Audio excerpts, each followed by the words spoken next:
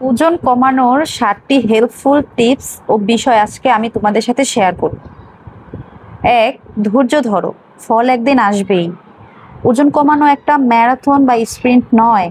ধৈর্য ধরো, শরীরকে সময় দাও, নিজেকে নতুন অভ্যাসে মানিয়ে নিতে।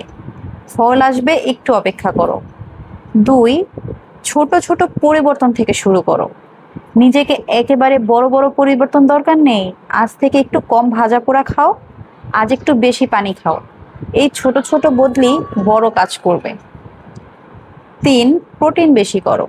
তোমার খাবারে প্রোটিন বেশি রাখার চেষ্টা করো, যেমন ডাল, মাছ, দুধ, মুরগির মাংস ইত্যাদি। প্রোটিন শরীরকে শক্তি দেয় আর ক্ষুধা কমায়। 4, ফাস্ট ফুড ও চিনি কমিয়ে দাও।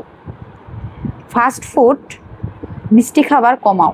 এগুলো শরীরে ফ্যাট জমায় আর ওজন বাড়ায়। একটু ধৈর্য ধরে নিজেকে ভালো খাবার দিয়ে বেঁধে রাখ।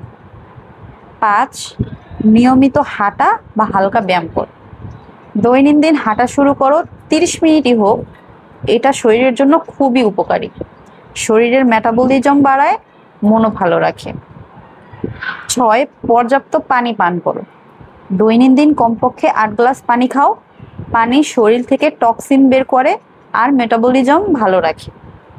7, মনোবল ভালো রাখো। নিজেকে বিশ্বাস করো, তুমি পারবে। ওজন কমানো শুধু শারীরিক কাজ না, এটা মানসিক যাত্রাও। নিজেকে ভালোবাসো, নিজের ছোট ছোট সফলতা উদযাপন করো।